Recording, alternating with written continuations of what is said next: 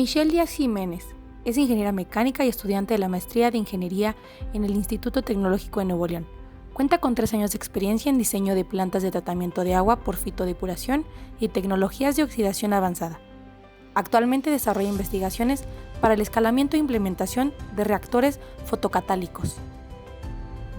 María Fernanda Aguirre Mesa es licenciada en Administración Gubernamental por la Universidad Regiomontana y maestra en Administración de Empresas por Texas A&M International University. Cuenta con un diplomado en Dirección de Organismos Operadores de Agua por la Universidad Nacional Autónoma de México y 12 años de experiencia en planeación estratégica y operativa, gestión de calidad, presupuesto basado en resultados, transparencia y rendición de cuentas. Abraham Pineda es licenciado en Relaciones Internacionales y maestro en Responsabilidad Social y Sustentabilidad, ambos títulos por la Universidad Anáhuac. Ha trabajado en empresas transnacionales y es el responsable actual de sustentabilidad en Rotoplas. Desde su rol, dirige y asesora las iniciativas con impacto ambiental, social y de gobierno corporativo de la empresa. Bueno, vamos a ir platicando con cada uno de ellos. El orden que vamos a tomar va a ser primero con Michelle. Tenemos ya aquí unas preguntas preparadas. Y la primera pregunta es, Michelle, ¿nos puedes compartir algunas de las actividades que realizas y cómo nace tu interés por el tema del agua? Creo que estás en mute. Lo siento. Muchas gracias, Eder. Quiero decirles que estoy muy contenta de que estén aquí. Y bueno, la verdad es que todo esto inició por pura casualidad. Yo incursioné en el sector hídrico por un día que no tuve una clase y entré casualmente durante la universidad. Entré a una conferencia que estaban dando precisamente sobre tratamiento de aguas. A mis compañeros de ingeniería química. Y bueno, yo me metí y ahí estaba un investigador hablando de los proyectos que él está realizando. Entonces yo me acerqué, le pregunté si podía, como ingeniera mecánica, ser partícipe de alguno de los proyectos que estaba realizando. Y pues me comentó que sí, que existía posibilidad de hacer residencias profesionales con él en un centro de investigación. Y bueno, ahí surgió todo. Cambió por completo mi perspectiva de lo que para mí era trabajar en investigación. Y me gustó mucho enfocar mi carrera de ingeniería mecánica al tratamiento de aguas. Fue ahí donde empecé a aplicar lo que es el diseño, porque mi carrera de ingeniería mecánica está enfocada al diseño. Pues tuve la oportunidad de implementarlo al diseño de plantas de tratamiento de aguas. Bueno, eso fue en el 2015. Después en Monterrey tuve la oportunidad en una empresa de desempeñarme otra vez diseñando plantas de tratamiento de agua, pero ahora para otro tipo de tecnología. Así como les comentó Eder, es fitodepuración. Y me pareció increíble porque yo no podía comprender que esto de fitodepuración significa que las plantas limpian el agua, o sea, se comen los contaminantes. Y me pareció increíble, no lo creía yo hasta que lo vi. Y me encantó esa tecnología, es muy limpia. Y bueno, quise seguirme preparando y ahora estoy por terminar la maestría en el TEC de Nuevo León. Ahora estoy trabajando con fotocatálisis, que son tecnologías de oxidación avanzada. Y también es una tecnología increíble, muy poderosa, porque puede tratar contaminantes que las tecnologías comunes no pueden. Entonces, es lo que estamos haciendo, principalmente desarrollando tecnologías nuevas, intentando implementar nuevas tecnologías que nos ayuden con los nuevos retos que nos exige esta sociedad, porque las aguas que estamos desechando no son las mismas que desechábamos hace 20 o 30 años. Actualmente pues tienen otro tipo de contaminantes más resistentes, recalcitrantes. Entonces, cuando hacemos investigación, pues es precisamente eso, buscar la manera de tratar lo que las tecnologías actuales no pueden. Y bueno, les comento que como ingeniera mecánica, pues tengo mucho que hacer en este sector y me encanta. Qué padre, muchísimas gracias, Michelle. Se nota que te gusta bastante lo que haces, porque al momento de contarlo uno se da cuenta cuando algo le apasiona, ¿no? Entonces, qué padre que puedas compartirlo ahora con nosotros. María Fernanda, la misma pregunta. ¿Nos puedes compartir algunas de las actividades que realizas y cómo nace tu interés por este tema? La realidad es que comparto un poco con Michelle el tema de que llegas por casualidad. No conozco mucha gente que realmente llegue al sector porque desde chiquito sabía. Generalmente la gente que llega por ese tipo de situaciones es alguien que estuvo formado como ingeniero civil o cosas por el estilo. Realmente ya cuando son otro tipo de carreras es porque la vida te fue llevando, ¿no? En el caso mío, yo quería hacer prácticas con uno de mis profesores que estaba en la oficina ejecutiva del gobernador, que veía todos los proyectos estratégicos y cosas muy interesantes cuando estaba saliendo el gobernador Natividad González Parás, que traía mucho tema de conocimiento y de modernización, y me llamaba muchísimo la atención, pero no se pudo hacer ese proyecto porque no había facilidades en la oficina ejecutiva para que hubiera practicantes, ¿no? Entonces, él me referenció con uno de sus muy buenos amigos, que en ese entonces era el secretario administrativo de aquí de Agua y Drenaje de Monterrey, que se llama Carlos Ávila, que es ¿cómo se llama? Mi mentor número uno. Y fue un camino muy interesante porque tuve la oportunidad de llegar a un área en el que en general, en comparación a toda la empresa hace 2 años, era un área formada por gente muy joven, ¿no? Era gente que estaba entre los 25 y los 35 años, que tenía una carrera algunos eran abogados, otros eran ingenieros, otros eran administradores, y todos teníamos como la misma inquietud de llegar al mismo lugar, ¿no? Que era modernizar agua y drenaje y realizar diferentes acciones que nos siguieran como poniendo en la punta de lanza, ¿no? Teníamos muy bien metido el tema de esa trascendencia del liderazgo, yo creo que esa es la palabra, ¿no? O sea, como desde el Monterrey 1 hasta el Monterrey 5, Monterrey 6, pues ya todos sabemos qué pasó, ¿verdad?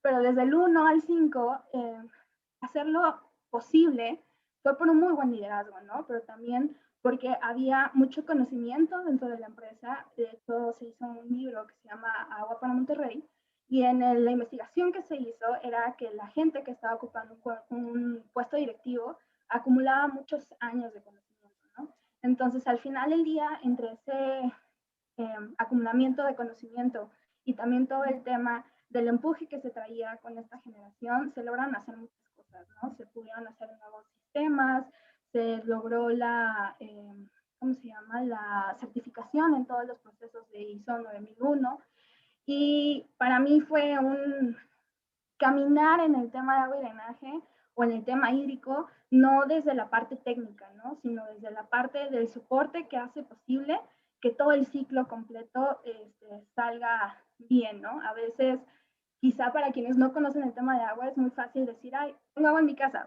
¿no? Pero hay una gran cúmulo de actividades y de personas que están detrás de él, ¿no? Solamente en el tema de agua y drenaje de Monterrey, pues ser más de 5.500 empleados, manejar más de 20.000 kilómetros de tubería, tener más de 10 plantas potabilizadoras de agua potable, más de 50 sistemas de tratamiento, pues es un mundo increíble de infraestructura que no funciona sola, ¿no? Y que no solamente es la parte de nosotros como operadores, sino también la parte de la ciudadanía, ¿no? O sea, que haya una cultura del pago hace posible que todo siga siendo como si fuera el ballet, ¿no? Tú ves el ballet, es súper sencillo, pero no lo es. Entonces, lo mismo es para nosotros, ¿no? Como un organismo operador que, digamos, no me gusta usar la palabra, pero mucha gente lo llama como punta de lanza en el país y en América Latina, pues realmente es un tema que implica muchas cosas y estamos muy orgullosos, y qué padre que por lo menos hasta hoy el agua sale y sale potable, ¿no?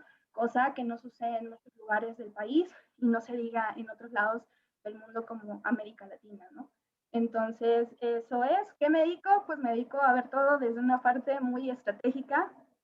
Me he ido especializando en este sector a lo largo de los años, comprendiendo un poco más de la parte técnica, porque al final del día era algo que yo no conocía, pero después de 12 años creo que me defiendo para platicar de los procesos, platicar de la infraestructura, y yo creo que el tema es compartir, siempre es mi lema, ¿no? Aprendo para compartir y comparto para aprender.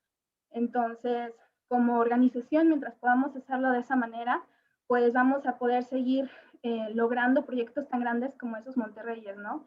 Yo creo y tengo la convicción de que en el futuro más cercano que lejano podemos ondear esa bandera orgullosos de que Agua y Drenaje está haciendo un nuevo proyecto de esa magnitud, ¿no?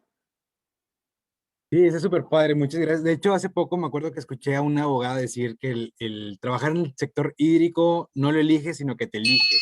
Y una vez que te elige, ya es difícil salir.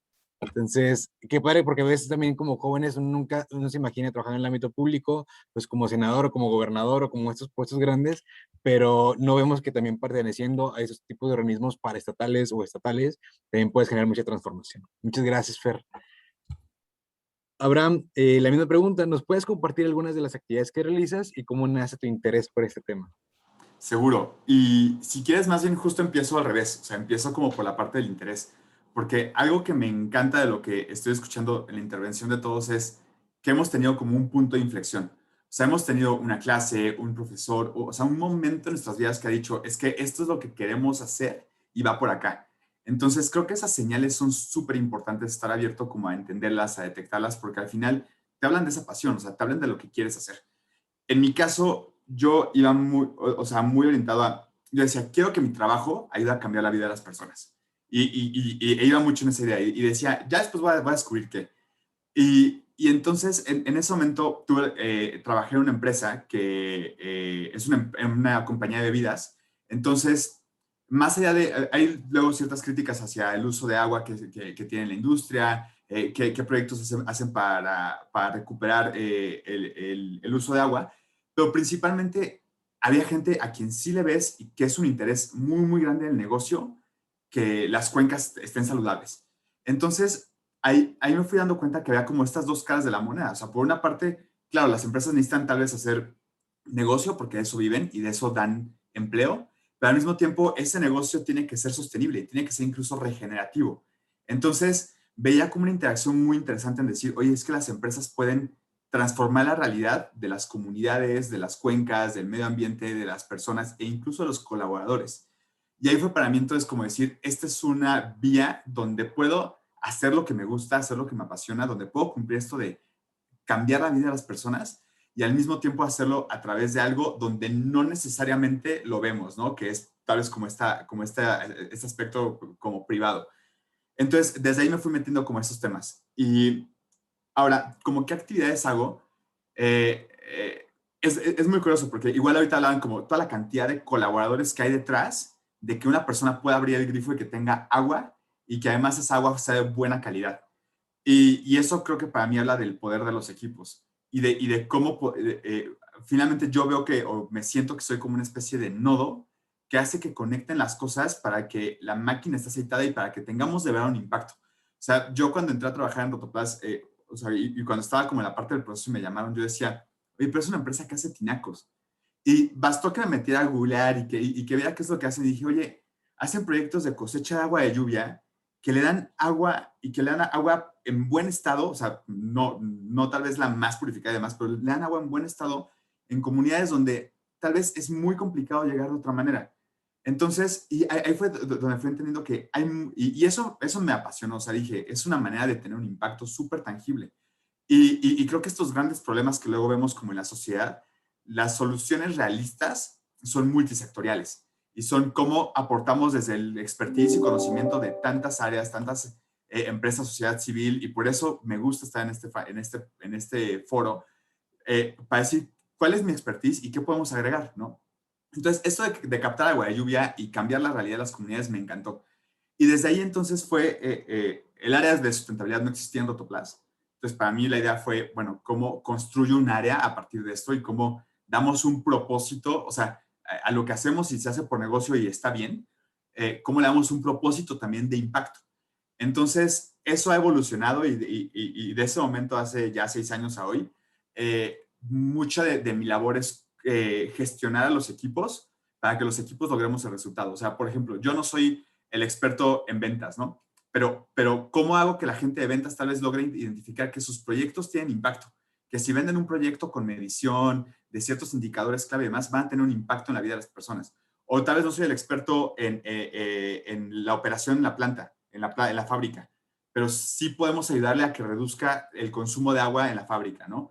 Entonces, ¿cómo me vuelvo este experto o esta especie como el consultor interno que hace que toda la empresa se mueva a tener un impacto positivo para las personas, las comunidades y los colaboradores? Muchísimas gracias. Fíjate que algo que es cierto, que también me toca ver ahora también colaborando aquí en Aguernaje, es que la gente de nuestra generación trae un chip donde buscas un propósito donde te estés desarrollando, ¿no? Ya no estamos en la época donde buscabas que el salario, que la posición, quizá de cierta manera, pero nos guiamos más por el tema del propósito. Entonces, eso nos lleva un poquito también a la segunda pregunta. Pues, Michelle, si me puedes compartir desde tu ámbito, ¿cuál consideras que puede ser un desafío importante para los jóvenes?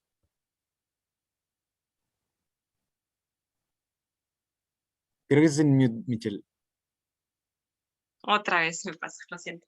Eh, bueno, un desafío importante desde mi ámbito, pues yo diría que quizá los jóvenes no están interesados en hacer investigación, realmente son muy pocos. Entonces a mí sí me encantaría a través de este tipo de plataformas, pues invitarlos porque la investigación es sumamente importante para poder lograr estos objetivos, no solamente en cuanto a la calidad del agua, ¿no? Sino muchos otros ámbitos sociales y ambientales. Pues necesitamos que los jóvenes se interesen, que quieran involucrarse en la investigación, que lo tomen en serio. Bueno, yo en lo personal creo que me he tomado más en serio el concepto de sustentabilidad desde que tengo una hija. Entonces, pues no hay que esperar a tener un hijo, ¿no? Para tomarnos en serio esto, porque es una realidad. De momento, bueno, yo te comentaba que mi mayor motivación ahorita es un problema que se está viviendo localmente. Yo soy de Orizaba, Veracruz. Estamos muy cerca del volcán Pico de Orizaba.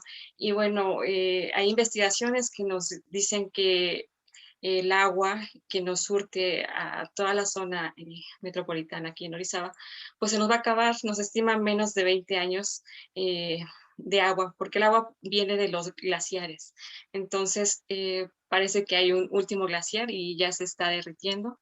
Debido al cambio climático, pues no se está regenerando, no hay para cuándo, y pues es nuestra única fuente de agua potable. Entonces, si algo así no nos motiva a buscar nuevas y mejores formas de tratar el agua, pues no sé qué está pasando con la sociedad, ¿verdad? Entonces, yo pienso que sí hay que trabajar mucho esa parte de la sensibilización, pues no solamente para que se involucren en la investigación, sino desde sus actividades cotidianas, cuidar el agua. Muchísimas gracias. Y entre tus compañeros, ¿has encontrado también algo similar de poder como encontrar ese sentido de generar conocimiento como investigadores en tema del agua?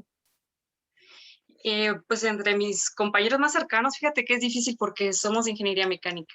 Entonces yo he visto que quizá está mal, bueno, está muy mal porque en nuestros programas nuestros planes de estudio jamás nos hablaron de cómo podíamos implementar nuestra carrera al tratamiento de aguas. O sea, yo sé que los programas de ingeniería química, de ambiental y carreras similares sí lo incluyen, pero a nosotros mecánicos, electrónicos, pues no sé, otras carreras no, y eso pues debería ser una materia básica como lo es ética tal vez. Sí, es sumamente necesario. Muy bien, muchas gracias, Michelle. Pues similar con lo que platicamos también con María Fernanda, ¿no? Nosotros venimos de las ciencias sociales, entonces es como curioso encontrar, a lo mejor tienes un poquito de sensibilización de cierta manera, pero igual no somos los expertos en el tema de la gestión de recursos, ¿no? Entonces, María Fernanda, desde tu óptica, ¿cuál consideras que es ese desafío que tienen los jóvenes? Yo creo que va un poco más allá de la formación que podamos tener. Yo creo que nuestra generación en sí es una generación que no ha sufrido agua, o sea, la falta de agua. Le preguntas a tus papás, le preguntas a otras generaciones arriba y saben lo que es tener que acarrear agua o hervir agua o tener que esperar a que llegue el agua, ¿no?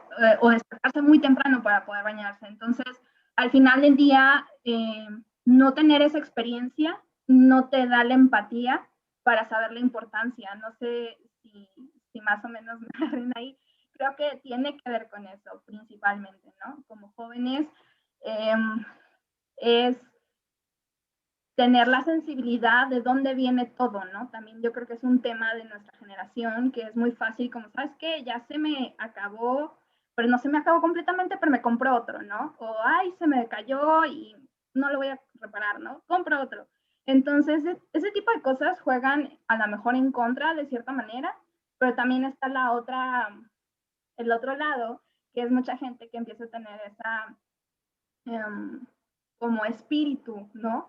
De volver al origen, ¿no? Pues yo le llamaría que engloba muchas cosas, entre ellas, pues todo el tema del reuso, ¿no?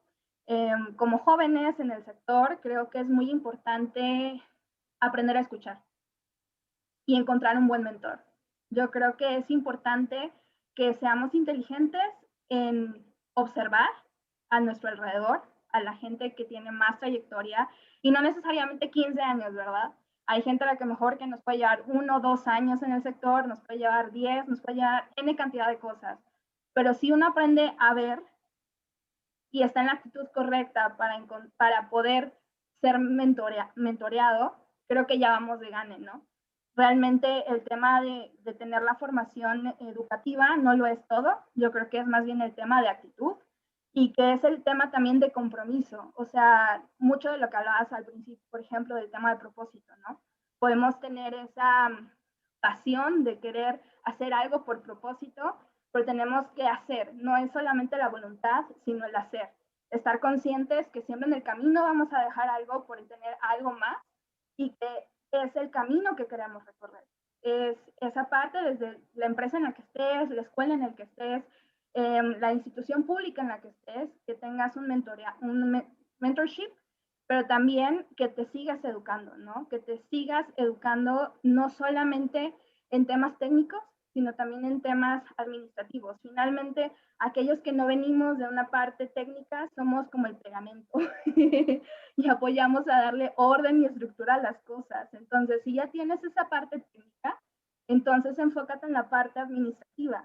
Dale orden a tus ideas, dale estructura a tus ideas, ten un mentor y seguramente vas a poder ir conociendo más del sector. Es un sector que es difícil de entrar, tiene un club de Toby y finalmente, aunque yo creo que van cambiando las cosas, es un club de Toby de hombres, ¿no? A mí me pasó una cosa muy curiosa, tenía 22 años de edad y me tocó representar a UIR en AG de Monterrey en el primer programa piloto de una herramienta que se llama Aqua Rating y fue en Panamá. Y realmente de un grupo de 12 personas, solamente 4 éramos mujeres, ¿no? Y 2 venían del mismo organismo operador, entonces para esos efectos éramos 3 mujeres.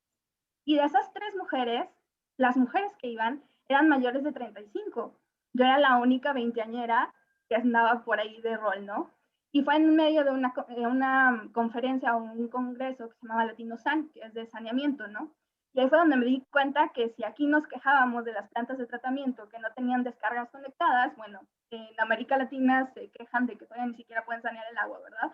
A veces no tenemos ese contexto a nivel internacional que es muy importante porque hay muchas cosas muy positivas que voy a usar para la tercera pregunta que podamos aplicar en nuestro país, ¿no? Pero lo que les quería decir es un club de Toby, tenemos que esforzarnos y tenemos que hacerlo en equipo. Quien llega al sector creyendo que es la última Coca-Cola del desierto y que puede contra el mundo, yo creo que no va por ahí, ¿no? Es aprender de la experiencia y compartir lo que tú puedes traer, ¿no? Yo creo que sería eso lo que le diría a los jóvenes del sector. Muchas gracias, Marifer. De hecho, yo me acuerdo que cuando llegué aquí también me dijeron, lo primero que tienes que tener en mente es el que hay que estar abiertos al cambio, ¿no? Y muchas de las veces, como dices tú, hay gente que lleva mucha experiencia y luego se encuentra con nuestra generación que a lo mejor trae otras ideas y otras perspectivas y cómo lo empatas, ¿no? Como decía ahorita Abraham, ¿cómo empiezas algo nuevo? Y cómo empiezas, y decías tú, a funcionar como pegamento y unir todas las mentes, todas las ideas y sacar cosas nuevas, que de hecho, pues la innovación surge de esas cosas que a veces no tienen nada que ver y cuando se encuentran, proponen algo nuevo. Entonces, desde tu óptica... El tema de la actitud, porque a veces como jóvenes podemos llegar irreverentes. Claro. Entonces, es encontrar ese punto medio. Es en general de la vida, o sea, nunca vas a dejar de buscar ese punto medio. Es aprender a encontrar esa dosis adecuada con la persona que está enfrente para que gane la institución. No ganes tú, o sea, tú estás en un segundo lugar o tercer lugar. Que gane la institución porque juntos somos más. O sea, no podemos llegar a querer restar a los demás o eliminarlos de la organización. Yo creo que cuando hacemos eso no nos damos cuenta de la cantidad de conocimiento que estamos perdiendo. Y Sí, allá vamos, o sea, finalmente nosotros vamos empezando, pero hay mucha gente que va saliendo, ¿no? Y que se está jubilando. claro, es como valoras la experiencia y la aprovechas para seguir continuando hacia adelante. Muchas gracias, Fer. Abraham, era desde tu óptica, ¿cuál crees que es este desafío para los Uy. jóvenes? Veo cuatro desafíos y justo los voy a ordenar como, o sea, ahorita que lo estaban platicando, me hacían como cierto sentido. El primero es no perder esta capacidad de retarnos, o sea, de mantenernos ambiciosos, de mantenernos inconformes, está esta sensación de que luego la gente conforme crece se vuelve de settle, ¿no? O sea, como que se quedan tranquilos y ya no cuestionan, ya no se inconforman, ya no se organizan, ya no buscan cambiar las cosas. Entonces creo que un gran reto es, necesitamos mantener ese espíritu porque es lo que nos lleva a cambiar las cosas. O sea, esa constante inconformidad oye, hablamos del propósito, ¿no? Yo veo una situación que quiero arreglar, que quiero solucionar, que quiero ser parte de un cambio. Bueno, que eso siga pasando en 5 y en 10 años no es sencillo. Entonces, primero yo diría esa como mentalidad de mantenernos así inconformes, ¿no? Y eso habla también incluso de innovar. La segunda hablaba como de la organización y el compromiso, que justo estoy tratando de ordenarlas, porque al mantenerte inconforme, tienes esa capacidad de organización. O sea, hablábamos, no lo puedes hacer tú solo. Entonces, ¿cómo generar esas redes? Y cómo generar esas redes también para atender un tema y para fortalecer o prender esa llama del compromiso en otras personas. El tercero que veo es inteligencia emocional, que justo es cuando las cosas se ponen difíciles, ¿qué haces? ¿No? Hay un estudio de un psicólogo que es un experto en temas de inteligencia emocional y habla de que el 86%, una cosa así, de un resultado laboral, o sea, no importa qué es lo que hagas, si manejas un camión o tratas de cambiar la estación del agua en tu país, el 86% es resultado de la inteligencia emocional que puede tener una persona. Entonces, ¿qué hacemos en esos momentos difíciles? ¿Qué hacemos cuando nos dicen que no, cuando lo vemos complicado, cuando sentimos que no avanza, cuando no vemos esa luz del túnel? Ahí es donde de verdad se ve si sigues avanzando o no. Y el resultado de que sigas avanzando es ese impacto que puedes ocasionar o que deja de suceder porque decidiste tirar la toalla. Entonces, creo que un gran reto de nuestra generación es, o sea, como que somos, decíamos que somos y es una frase que se ha dicho mucho, ¿no? Somos la primera generación que ve los efectos del cambio climático y la última que puede hacer algo al respecto. Pero creo que también es lo mismo con inteligencia emocional. O sea, somos la primera generación que está como medio consciente de que hay algo que se llama inteligencia emocional, pero no es algo que necesariamente aprendimos en la escuela, ¿no? Entonces, que tenemos que en realidad formarlo nosotros mismos. Y luego, no necesariamente tenemos todas las herramientas y tenemos que hacernos de ellas, no porque sea algo lindo que tengas, sino porque es algo que debes de tener si de verdad quieres como prosperar en el sector en el que sea y lograr construir un resultado. Y finalmente, como esta visión global o visión sistémica, ¿no? O sea, y lo decían hace rato, a ver, creo que quedó muy atrás esta forma de solucionar los problemas como o sea, no hay una bala de plata, ¿no? No hay un silver bullet para solucionar los problemas. O sea, no es una sola solución que cambie todas las problemáticas. No, o sea, entonces tenemos que tener mucho esta idea de análisis sistémico de qué ciclos hay, qué ciclos se retroalimentan, qué no estamos viendo, cómo esto afecta para que suceda cierto resultado. Nosotros lo veíamos en comunidades rurales, ¿no? O sea, oye, tienen sistema de captación pluvial, pero no lo utilizan. ¿Por qué? Y entonces ahí logramos encontrar un análisis que nos lleva a cosas que jamás habríamos pensado y que, claro, entonces necesitamos tenernos ese nivel de, por una parte, de profundidad, pero no profundidad por clavarte, sino también por ser estratégico y decir, ok, de los 10 problemas que aquí tenemos, los 5 más importantes por solucionar son estos 5. Y ahí es donde justo entra algo que decía mucho Michelle, ¿no? O sea, esta capacidad de innovar, de investigar y demás, justo enfocarla hacia esos grandes retos, hacia esos grandes problemas que nos van a ir haciendo solucionar las cosas, pero para no perder también esa gasolina a lo largo del camino y cuando las cosas se pongan difíciles, pues ser capaces de sacarlas adelante. Súper bien, muchas gracias. De hecho, es cierto, o sea, muchas de las veces tenemos estas ganas de comernos al mundo todo el tiempo y es lo que siempre dicen de los jóvenes. Y por eso vamos con eso a la tercera pregunta. Entonces, Michelle, ¿cuál crees, o más bien, cómo observas a México puntualmente frente a los retos de seguridad hídrica ahora? Ok, mi perspectiva de México. Pues yo la verdad no lo veo muy alentador. Creo que nos falta muchísimo, muchísimo por recorrer. Bueno, se mencionaba por ahí lo de la Agenda 2030. Se me hace muy difícil que para el 2030 lo hayamos logrado. Nuevo León, por su parte, nos está dando cátedra, sí, a toda Latinoamérica. Pero, por ejemplo, aquí en Veracruz es muy, muy distinto. Sabemos que los objetivos de desarrollo sustentable pues se adaptan, ¿no? Pero hay estados, hay muchos lugares en la República donde ni siquiera el agua es prioridad. Y lo menciono porque estuve revisando la información de Veracruz y para Veracruz el ODS 6 no es prioritario. Ni siquiera, bueno, tal vez está en los últimos. Y entonces, pues sí, me parece muy triste esta situación. Y pues lo malo es que pues seguimos desechando aguas, como te decía, cada vez con contaminantes más complejos y el agua se está acabando. Entonces, pues sí, yo haría un llamado urgente a todos, a mis compañeros, a ustedes que nos están viendo, pues de que nos tomemos más en serio esto, que busquemos nuevas formas de tratar el agua, que la cuidemos. El sector privado, pues por ahí es otro tema, ¿no? Porque es muy difícil abordarlo con el sector privado. Pero sí, a mí me preocupa mucho esta situación. Al norte del país, pues es donde hay más escasez de agua.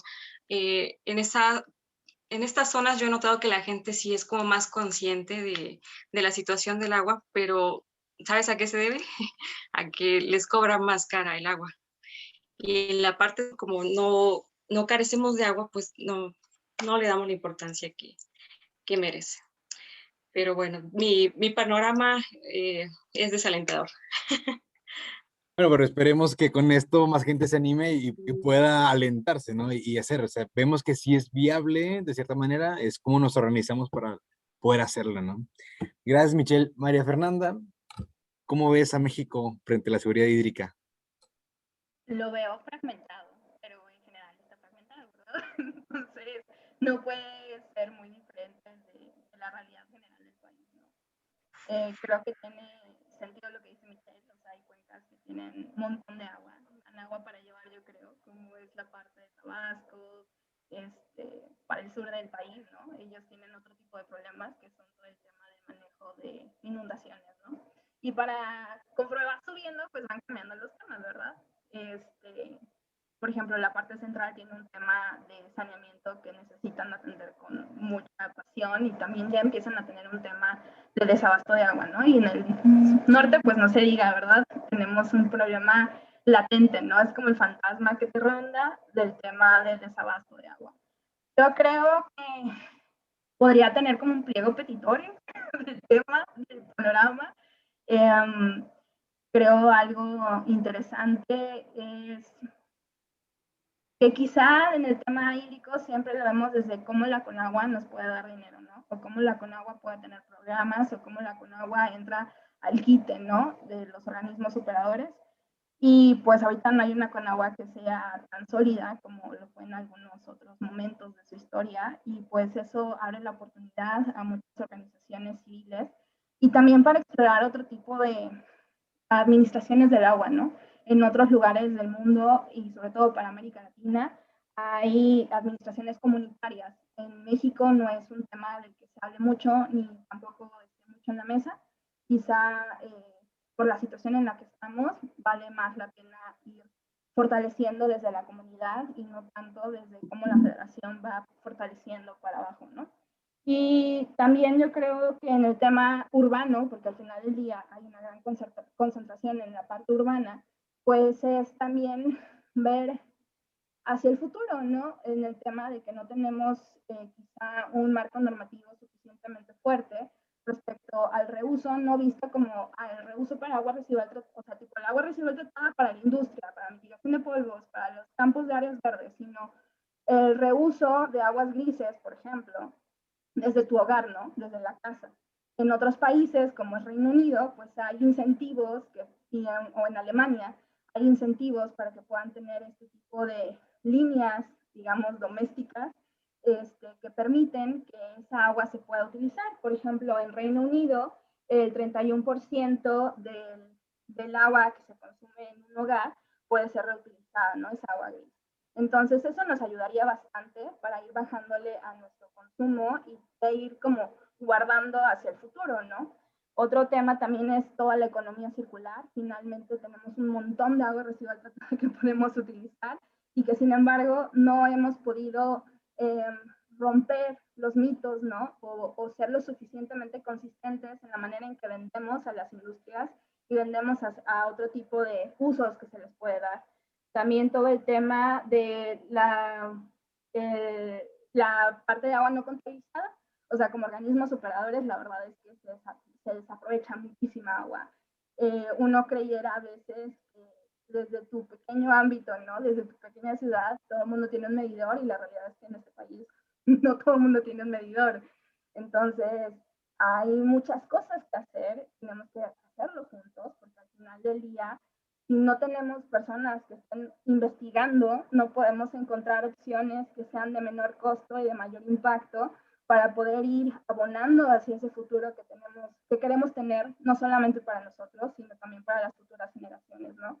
Y también desde la parte de las organizaciones civiles o desde la parte privada, también todo el tema que manejan desde patentes de nuevos temas para distribuir de una manera mucho más rápida y en volúmenes que necesitamos. Por ejemplo, nosotros como agua y drenaje, pues consumimos un mundo de cosas, ¿no? No es fácil ser proveedor de agua y drenaje, pero también, por ejemplo, lo que hace Abraham, ¿no? Las pequeñas comunidades, pues hay un tema de la administración comunitaria que tenemos que atender y que podemos beneficiarnos de ese partnership entre en la parte de organismos y la parte de asociación, ¿no? Todo el tema de empresa socialmente responsable, el GRI y demás, pues son temas que les interesan a las propias organizaciones privadas y podemos hacer mucho. El tema es conjuntar voluntades, ¿no? Y ver cómo sí. A veces tenemos mucho miedo desde la parte pública de que si la ley no te dice que puedes, entonces no lo hagas mejor porque puedes tener alguna inhabilitación. Pero creo que tenemos que ser valientes y tomar pasos con mucha prudencia, eso sí, porque pues, al final del día la ley sigue siendo la ley, pero no olvidarnos que necesitamos hacer mucho, ¿no? En el tema, te digo, abastecimiento, la parte de manejo del tema de inundaciones, el saneamiento, la calidad del agua, o sea, muy pocas ciudades en el país tienen el agua potable y cuánto no consumimos en tema de aguas embotelladas, ¿no?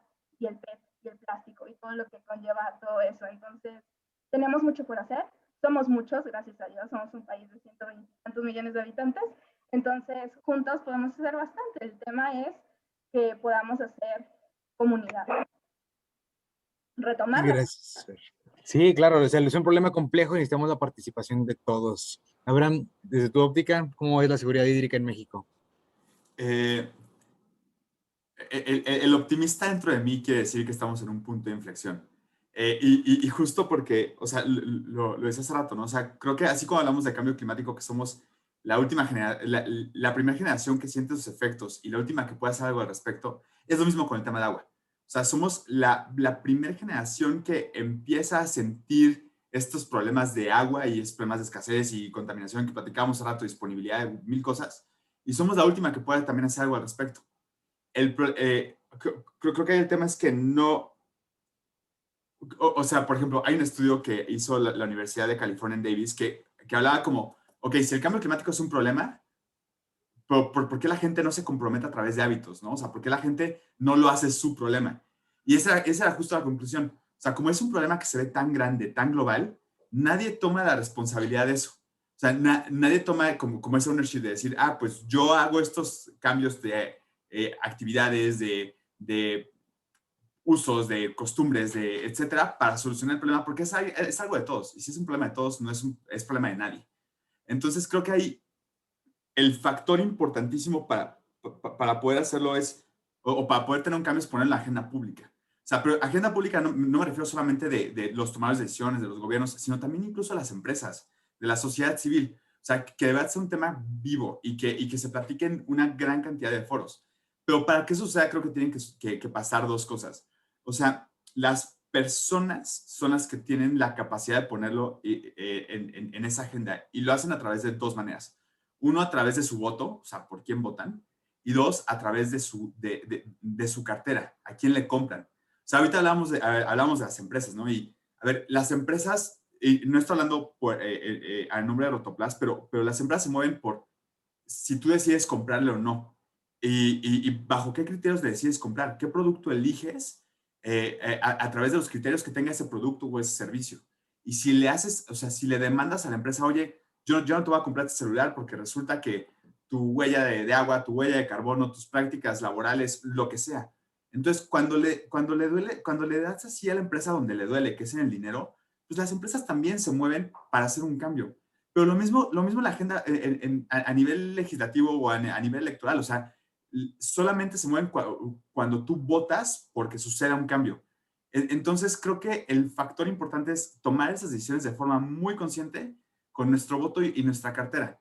Porque esas soluciones, o sea, multisectoriales de las cuales estamos hablando, y ya hablamos justo, creo que Fer nos pintaba un panorama increíble desde patentes hasta una cantidad enorme de soluciones. Michelle nos hablaba de las nuevas tecnologías de innovación. O sea, eso solo sucede cuando diversos actores de diferentes perspectivas se sientan en la mesa y dicen, a ver, esto es un problema que tenemos que solucionar.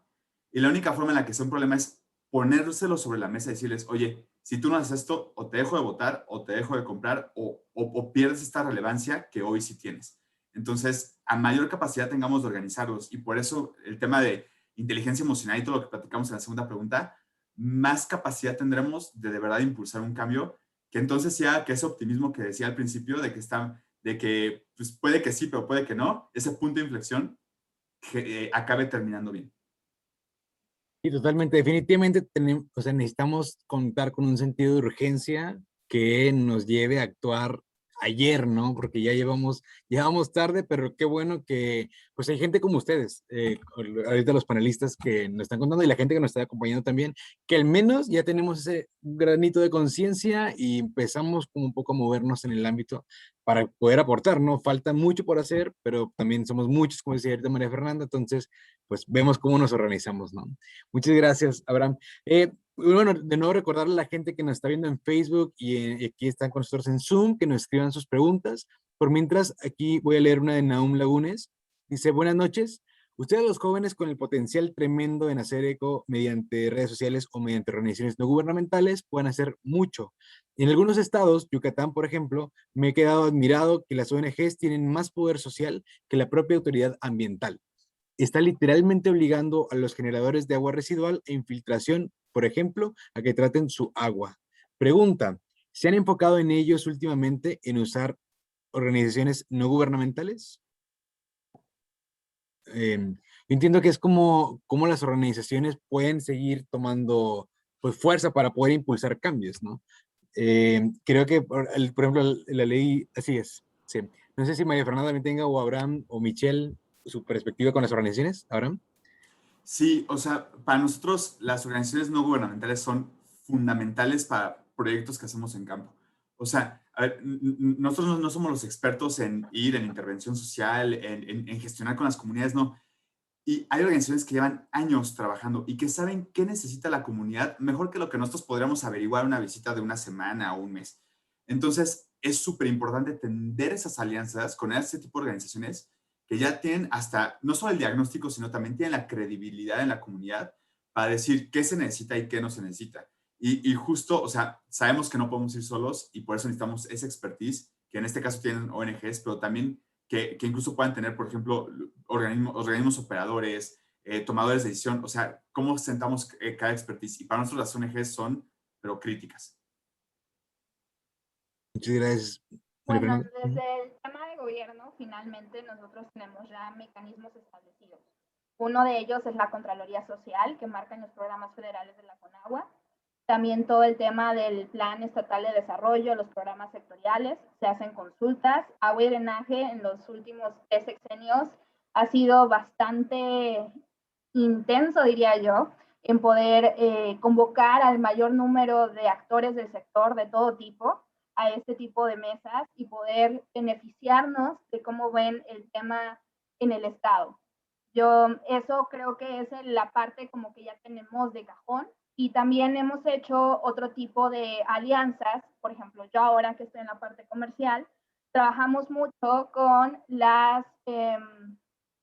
como las lideresas de las colonias, sobre todo en las colonias que todavía no tienen regularizados los servicios porque son predios que no están legalmente a su nombre, sino que fueron aviadores.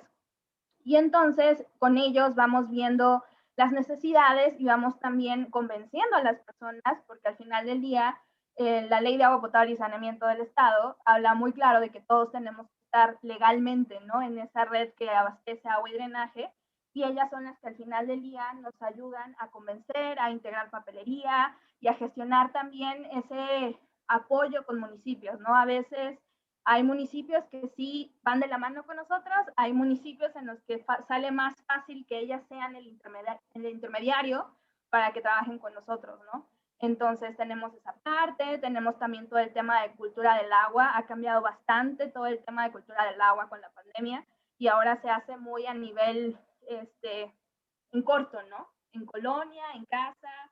Ha sido interesante.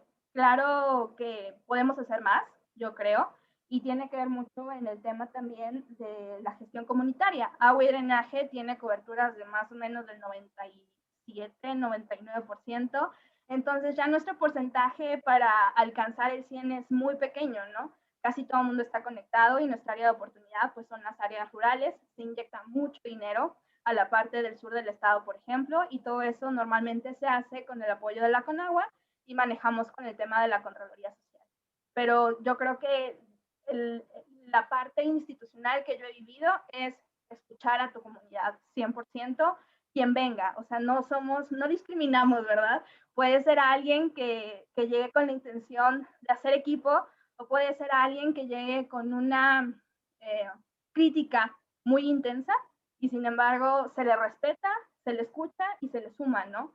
No, yo la gente que conozco en agua y drenaje o la forma en que he trabajado en agua y drenaje es así.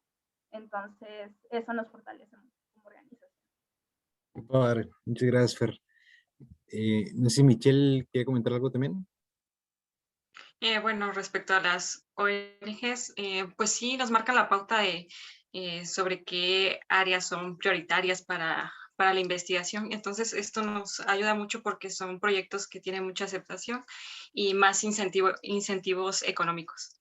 Entonces, por esa parte sí, es muy favorable. Gracias. Yo tengo por ahí una pregunta para Abraham. Adelante. Gracias. Abraham, ante esta urgencia, ¿no?, de la que hablábamos, de la crisis climática en la que vivimos y que mencionabas que tú generaste o abriste el departamento de sustentabilidad en Rotoplas, creo que todas las empresas deberían de tener uno. ¿Cómo crees que se puede comunicar efectivamente esta urgencia o esta necesidad, la importancia de tener un departamento en cada empresa, ¿no? Como hablando de qué es lo importante para esa empresa. O sea, Rotoplas porque está muy alineada a temas de agua y finalmente los productos que hacemos habilitan la disponibilidad o un buen uso o la purificación o tratamiento del agua. Pero todas las empresas finalmente tienen una especie de propósito o un impacto, ¿no? Entonces, no importa si hacemos celulares o si eres una telefónica, pues conectas gente. Si haces computadoras, pues igual facilitas la gestión de la información, ¿no? Por ejemplo, el propósito de Google o la misión de Google es ordenar toda la información disponible en el mundo, ¿no? Entonces, o sea, no te está diciendo poner videos o no sé, generar cuentas de correo para la gente, sino toda la información ellos quieren ordenarla y hacerla disponible para las personas. Entonces, una empresa que es Google y que todos la utilizamos o en nuestro celular o en nuestro navegador, etcétera, ¿no? Entonces, en realidad, la empresa que tú puedas pensar tiene un propósito. Entonces, es entender de 1000 cosas que podríamos hablar cuando hablamos de sustentabilidad, qué es lo importante en específico para esa empresa y quitar el resto de la paja y vámonos sobre ese tema. Entonces, en el caso de Rotoplas es agua, ¿no? Y para mí resulta apasionante y es increíble, pero cualquier otra empresa también tiene algo así, tiene una alineación. Lo importante es descubrirla, hacerla ver y sobre eso hay una forma de tender una carrera y con eso de generar un impacto. A mí me gustaría agregar muchísimas algo. gracias. A veces Claro que sí, Fer. creemos que las empresas no están haciendo nada. Yo creo que las empresas que normalmente hacen más son las empresas grandes. Son las primeras que están orientadas a reducir costos y con el tema de reducir costos instalan medidores que tienen telemetría en tiempo real y van viendo cómo están consumiendo, instalan dispositivos ahorradores de agua, están haciendo campañas internas o tienen sistemas de tratamiento de aguas residuales que les funcionan para su operación, ¿no? Creo que el tema va más hacia las micro y medianas empresas, ¿no? No hay ese tema porque pues al final no es tampoco como que el ahorro en el tema de agua se vea, ¿no? Creo que esa es una parte, ¿no? Y la otra es que muchas empresas, por el tema de empresas socialmente responsables, hacen muchas acciones en pro de la comunidad, ¿no? Y creo que como jóvenes podemos vender mucha idea de cómo como empresa estamos haciendo algo para la comunidad en la que estamos en el tema de agua, ¿no? Desde cosas tan sencillas y simples como el tema del acarreo del agua, ¿no? Es algo que a veces no queremos ver y estamos a lo mejor en una zona urbana y hay gente que sigue acarreando agua. O la parte de la potabilización o cómo nuestro proceso tiene impacto en la comunidad en la que estamos. Creo que como jóvenes podemos trabajar mucho en eso, en fortalecer cómo las empresas medianas y pequeñas ven el tema del agua y sobre todo también si tenemos organizaciones en las que participamos, cómo podemos sumarnos a ese esfuerzo que ya hacen las grandes, que tienen recursos identificados y etiquetados para hacer acciones en la comunidad y que tengan todavía un impacto muchísimo más grande del que ya tienen, ¿no? Con lo otro que están realizando. Sí, justo en lo que comentas, Fer, creo que las pequeñas y medianas empresas, pues a veces tienen esta limitante, ¿no? Si pensamos en que de 3 a 5 años una pyme lamentablemente ya no puede continuar sus operaciones, resulta difícil, ¿no? Ver este tema o no piensan en la subsistencia. Sí, ahorita te doy la palabra, Abraham. Claro que sí, nada más déjale comunicar algo rápido a Fer. Creo que hace rato mencionabas algo de los incentivos y me gustaría, ¿no? Como en este tema de hablar de costos, ¿y crees que eso pueda motivar a las pymes a decir, bueno, por cuestión de costos, entonces ahora sí me investigo y aprendo sobre economía circular para promoverla, aplicarla? ¿Tú cómo ves este Yo creo panorama, que Fer? sí, en la medida en que como organismos operadores lo podamos trasladar a algo mucho más de tú a tú. O sea, a veces en ese tema de incentivos hacemos reglas muy exóticas o queremos regresarlo de una manera que no le conviene a la pyme. Entonces, creo que tiene mucho que ver que escuchemos qué son las cosas que les beneficiarían, pensando, como tú bien dices, en que puedan seguir operando a un futuro más lejano de esos 5 años y que podamos hacerlo que sea algo muy fácil de adquirir, ¿no? Ahí en otros temas, digo, no es del tema de agua, pero vamos al tema de energía, ¿no? Cuando tú compras una casa de Infonavit, resulta que tienes un dinero que ahí ya estaba, que no sabías que existía, pero que lo puedes usar para comprar un kit que sea ahorrador de energía o alguna u otra cosa que sea ahorradora de energía, ¿no? Son muchas. Entonces, creo que se puede, el tema es que nos podamos concentrar en ello, o sea, a veces desde el tema normativo nos estamos peleando más por un reglamento que todavía no tenemos, cuando podemos empezar con estas cosas pequeñas, ¿no? En el tema de los grandes organismos operadores quizás sea un poco más sencillo o en organismos que tengan una administración tipo como la de agua y drenaje, quizá va a ser más sencillo. ¿Por qué? Porque no está tan politizado el tema desde la parte normativa que crea servicios de agua y drenaje en nuestro y las facultades que le da. Entonces podríamos ir empezando a poner ese ejemplo, es algo que se trae en el radar y que espero que con el paso de los años, que no sean muchos, pues podamos dar esa sorpresa, ¿no? Que sigamos siendo punta de lanza y que podamos tener incentivos desde lo que nos permite nuestra ley de creación para el tema de ahorrar y de reusar el agua. Gracias, Fer. Muchas gracias. Ahora sí, Abraham, adelante, por favor. Sí, es que me encantó tu pregunta, Inés, porque creo que habla mucho sobre el caso de negocio de la sostenibilidad. Y al final, como que antes se pensaba mucho de, es que si yo hago esta actividad o algo así, me cuesta dinero como empresa y si es dinero que no tengo, ¿no? Y que tengo que priorizar para invertir, para vender, lo que sea. Y cada vez más se está cerrando esa brecha y en realidad creo que en muchas ocasiones ya se cerró. O sea, hoy hacer cosas que estén alineadas con la sostenibilidad ya es caso de negocio y ya incluso te da rendimientos positivos. Entonces, tal vez, y eso aplica en varios niveles de empresa, ¿no? Desde empresas muy grandes hasta pymes. Entonces, creo que ahí, digo, no sé, lo pensaba con saber hacia dónde sopla el viento, ¿no? Tal vez no necesitas una veleta con IoT y demás para saber que el viento sopla de norte a sur en este momento.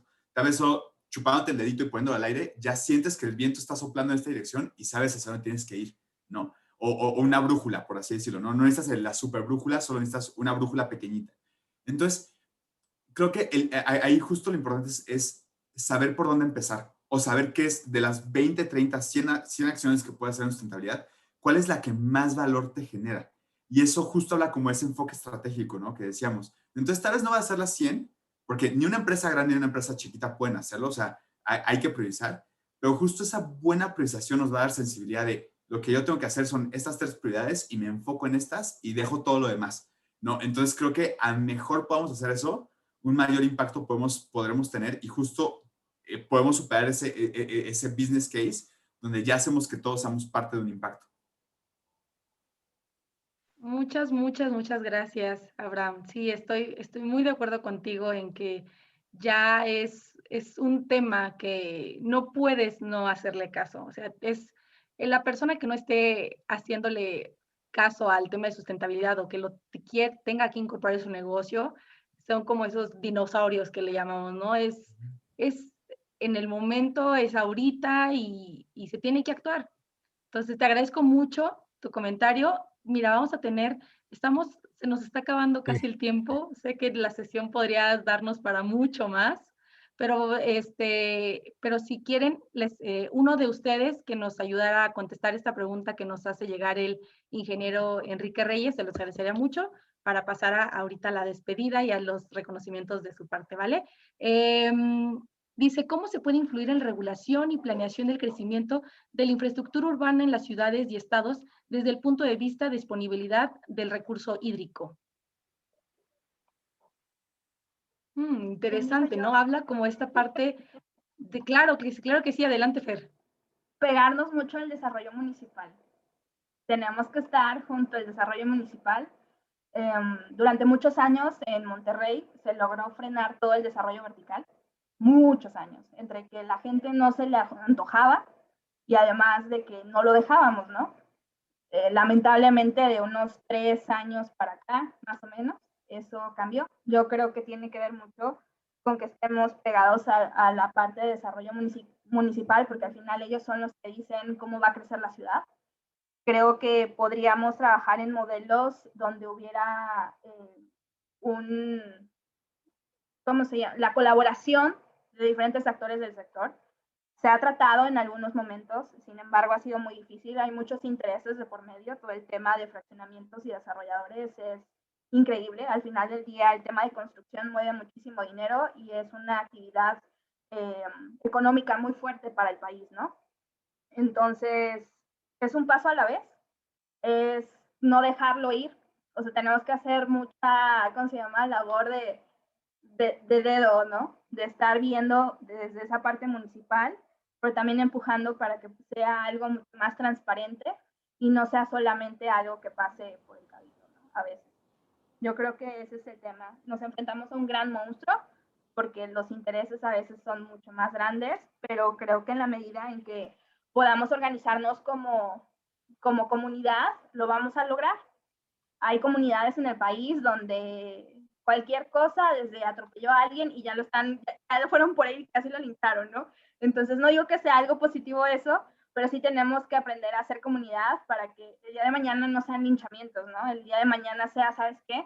Esa zona no la vas a construir, o sabes que ya no hay capacidad para desarrollos verticales, o sabes que quieres hacer eso, bueno, tienes que construir lo otro, ¿no? O sea, esa negociación donde no puedes irte nada más por la libre como tú quieres, sino que puedas negociar para el beneficio de todos.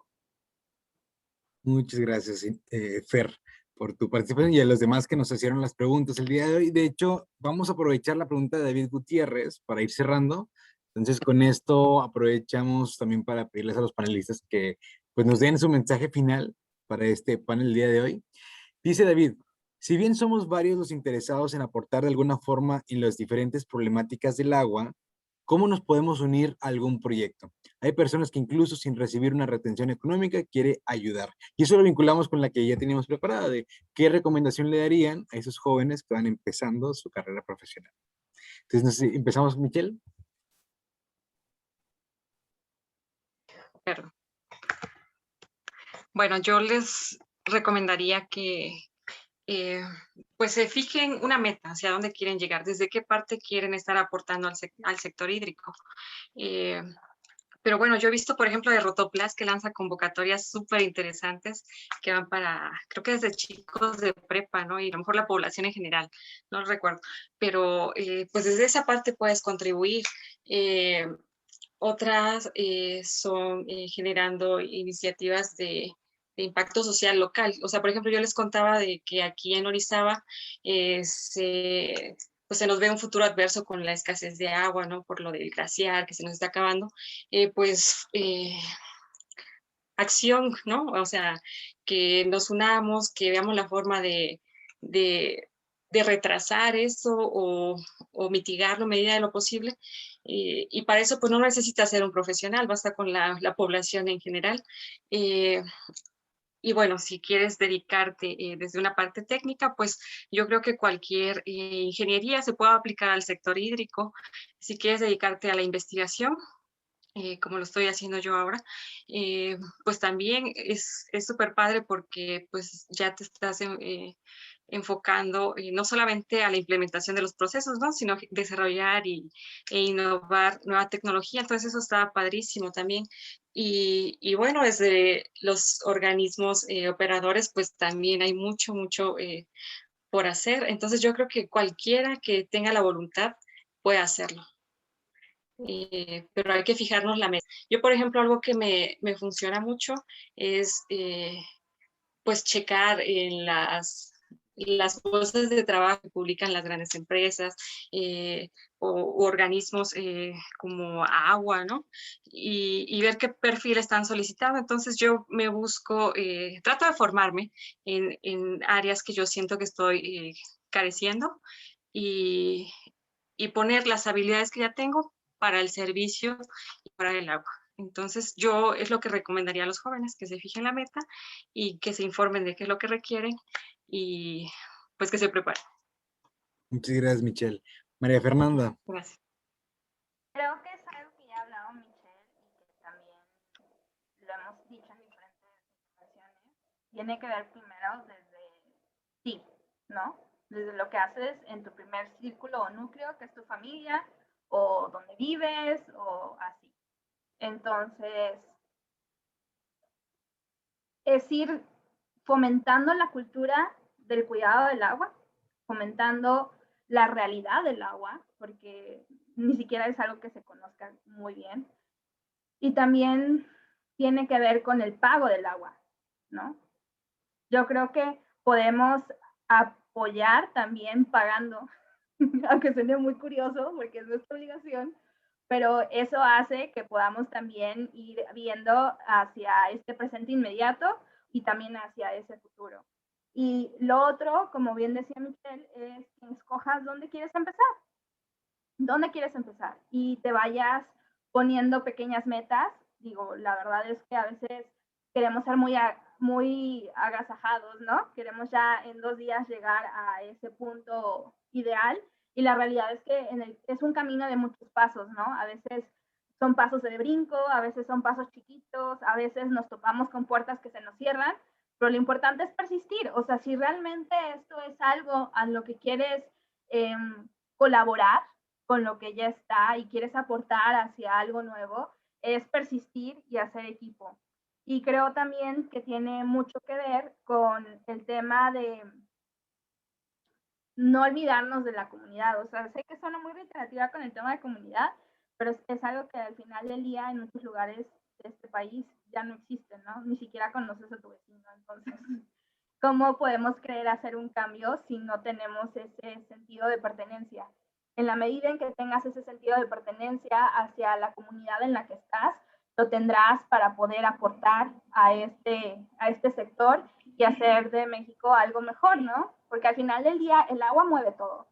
Entonces creo que tenemos que verlo desde ese grado de importancia, ¿no? La tomamos, la usamos para diferentes usos, para tener la ropa que traemos, para comer, para detonar industrias o detonar también el crecimiento económico, ¿no? Entonces hay que valorarla de esa manera y siempre podemos empezar con cosas pequeñas, ¿no? No es tan difícil y por favor participen cuando vean las consultas que se hacen sobre el Plan Nacional de Desarrollo, el Plan Estatal, los programas sectoriales o cualquier otro tipo de consulta que el gobierno haga.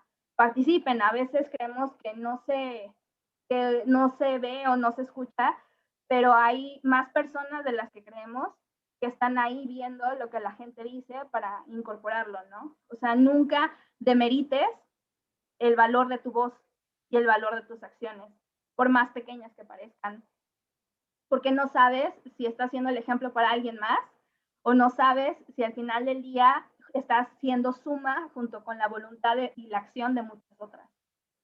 Muy bien, muchas gracias, Fer. Abraham. Solo un paréntesis nada más con la pregunta que hacían hace rato. ¿Cómo incidir en la planeación y demás? Para mí, presupuestos participativos. O sea, sé que no existen en todos lados, o sea, sé que es un tema, pero es una forma muy interesante de a veces saltarse como toda la parte legislativa, que es importante, pero a veces no corre al ritmo en el que corre la necesidad. Entonces, creo que puede ser un mecanismo súper interesante. Ahora sí, lo que decían, yo lo veo de dos formas. O sea, uno, acciones individuales y dos, acciones colectivas o profesionales. La parte de acciones individuales lo platicaba Fer, ¿no? O sea, desde pagar tu recibo hasta denunciar una fuga, dar aviso, o sea, esas acciones individuales que hacen la diferencia. Acciones colectivas o profesionales, vaya. ¿Cómo te involucras desde gobierno, desde academia, investigación y empresa, ¿no? Y ahí creo que hay un camino muy interesante en dos sentidos. Uno, si te vuelves un especialista, y justo el caso que nos plantea Mitch es súper interesante. O sea, el nivel de investigación y de expertise que justo de gente como Mitch es algo súper necesario para evolucionar el conocimiento, para innovar y para solucionar estas problemáticas desde una perspectiva justo de innovación. La otra vía la veo como una vía generalista, que es tal vez como lo que hago yo.